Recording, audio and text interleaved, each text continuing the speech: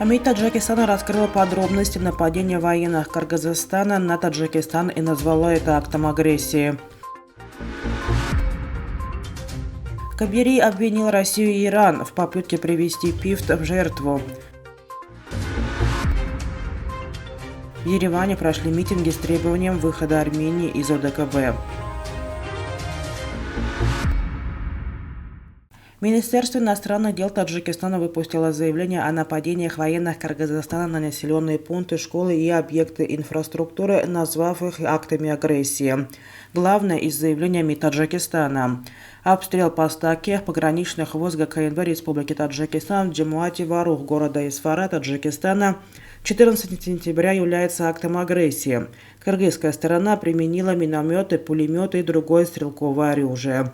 В результате обстрела погибли 2 военнослужащих вооруженных сил Республики Таджикистан.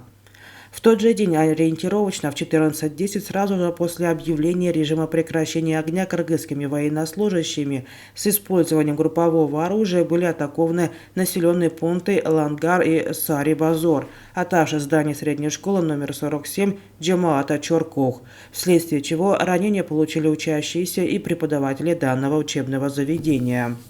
16 сентября при обстреле жилых районов села Чоркишлок города Исфары Республики Таджикистан кыргызской стороной использовалась тяжелая техника, БМП и БТР. 16 сентября в 6:30 часов военнослужащие спецподразделений Кыргызстана вторглись на территорию села Богдори Джамуата Чилгази города Исфары, сожгли 16 домов местных жителей, занимались грабежами и мародерством. Кыргызские военные начали обстрел села Ходжи-Яло Республики Таджикистан с территории водораспределительной станции «Головная». В ходе обстрела были атакованы объекты гражданской инфраструктуры, в частности повреждена ЛЭП-Шуроп и мост в селе Чоркишлок Республики Таджикистан. Кыргызские военные подожгли дома мирных жителей в населенных пунктах Богистон и Лакон города Исфары. Начиная с 7:30 часов кыргызские военные подразделения открыли огонь по всей линии таджикско-кыргызской границы. Так, в ходе массированных обстрелов территории Таджикистана использовались 20 единиц тяжелой бронетехники, в том числе БТР и бронированные разведывательно-дозорные машины. 16 сентября, несмотря на договоренность о прекращении огня, которая была достигнута на различных уровнях военных и гражданских властей двух стран, а также вопреки уверениям президента Кыргызской республики Садыра Жапарова, данное им в ходе встречи с президентом Республики Таджикистан Эмомали Рахмоном на полях саммита ШОС в Самарканде в 19:10 кыргызские военнослужащие открыли огонь и полностью разрушили здания средних школ номер 225 и номер 64 Джамуата Чоркух города Исфары. В результате удара кыргызского беспилотника по зданию школы номер 8 Джамуата в Чикалыче Бабаджан-Гафуровского района погибло 6 граждан Таджикистана, мирных жителей. В ходе удара беспилотника по мечети в Джамуате в Чикалыче на место убито 12 и ранено более 20 мирных граждан Таджикистана, в том числе 7-летний ребенок. 17 сентября в 11:50 часов дня кыргызскими военнослужащими с применением реактивных систем залпового огня обстреляно село Таджварон Лажского района Таджикистана. В результате этой атаки ранения получили несколько гражданских лиц, в том числе женщины и дети, а также уничтожено 3 жилых дома. В течение дня кыргызские военнослужащие трижды обстреляли населенные пункты в пограничной зоне Лажского района с применением РСЗО. Атаке подверглась школа номер 15 села Тоджварон, в результате которой ранения получили 3 ученика. Следует особо подчеркнуть, что в данной приграничной местности не было зафиксировано конфликтных случаев и сосредоточения сил и средств кыргызской стороны на данном участке, с учетом сложности рельефа местности, требует не одну неделю.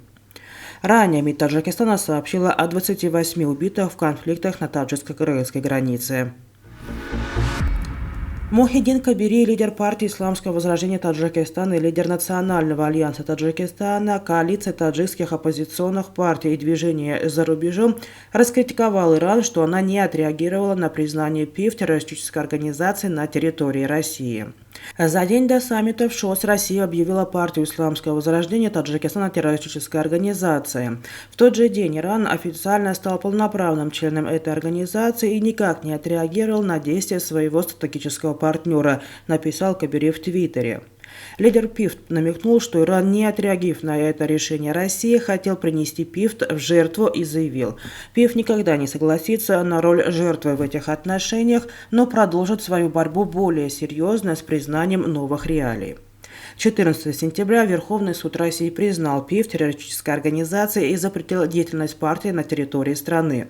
15 сентября Иран официально стал полноправным членом Шанхайской организации сотрудничества. Россия и Иран были основными странами-гарантами Межтаджикского мирного соглашения, которое было подписано в Москве в 1997 году после Пятилетней войны. До подписания мирного соглашения Россия поддерживала Народный фронт, которая позже пришла к власти, а Иран поддерживал объединенную таджикскую оппозицию, основную часть которой составляла партия Исламского возрождения Таджикистана. В ходе переговоров и подписания мирного соглашения эти две страны обязались гарантировать выполнение пунктов этого международного документа. В центре Еревана, у площади Франции, проходит митинг. Протестующие требуют, чтобы Армения вышла из организации договора о коллективной безопасности. Об этом передает агентство новости Армении inews.am. Митингующие стоят у Центра искусств Гафичан, где находится спикер Палаты представителей США Нэнси Пелоси, прибывшая в Ереван с визитом, чтобы помочь Армении в связи с ситуацией на границе с Азербайджаном. По оценкам корреспондента Интерфакса, в митинге принимают участие несколько сотен человек. В акциях участвуют представители Европейской партии Армении во главе с ее председателем Тиграном Хзмаляном. По его словам, Россия и Турция подписали антиармянский договор, результатом которого стала потеря Нагорного Карабаха. Если мы выйдем из ОДКБ и ЕС, присоединимся к НАТО и ЕС, то мы вернем наши потерянные наши земли, сказал Хзмалян.